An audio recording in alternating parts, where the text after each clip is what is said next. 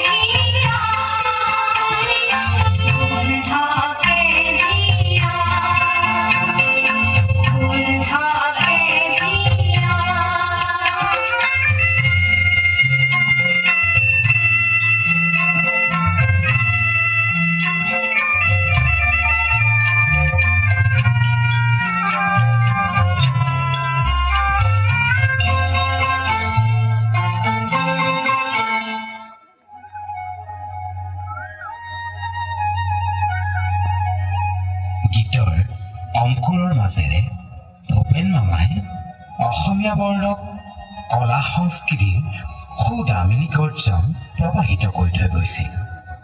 আজিও প্ৰতিজন অসমীয়াৰ বক্ষস্থলত গোচৰিত হয় অসম আমাৰ ৰূপহী গুণৰ ওলাই শেষ।